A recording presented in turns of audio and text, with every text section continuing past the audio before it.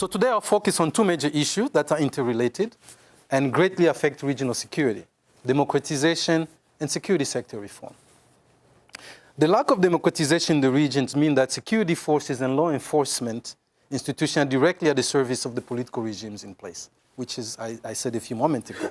As the armed forces are held hostage by the political leaders, who often are military officers or former combatants themselves, military commanders have little room for maneuver in shaping up their own armies that fully respond to the needs of the populations.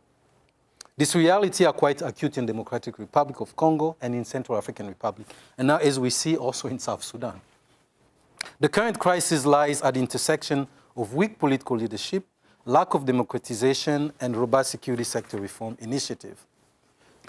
The new model that we're trying to move forward with is the human security model.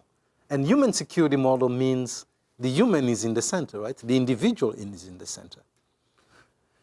It really means delivering the basic service to the individual, including security. It means that if we're going to have an army, what kind of army will we have? Which means it is the representatives of the people who determine what kind of institution we'll have, right? So now we are at a place, especially in the region, if you look at the region that I described, the different fault lines that you find in different countries all fall into this, where it is not the individuals at the center, even though these powers, these regimes often use the individuals, right? So a dictator will be quick to say, look at my GDP, look at the growth in my country, look at what I'm doing for my people. But we're only getting the dimension as it's presented by the strongman or the state. Even a country like DRC is supposedly registering tremendous growth, right? DRC has been growing at 8.5%. Now, if you live in Congo, you have to wonder what these people are smoking who are coming up with these growth numbers, right? They say they're from the IMF or the World Bank, but you're saying what growth? Remember what I was saying about output? Well, this means there's some money coming from the world, from the mineral exploration and exploitation. It doesn't trickle to the coffers. There's no new schools that are being built. There are no new health centers that are being built by the state.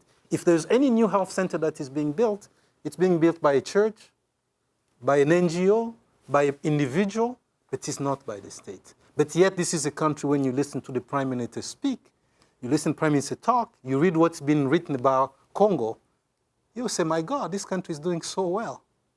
It is doing well in many ways, right? But not in the way that we're trying to measure, right? It's doing well because of strong civil society. It's doing well because they've been, even though the election has not been perfect, and some have been really bad, the country has a momentum that is moving from conflict to pure democracy.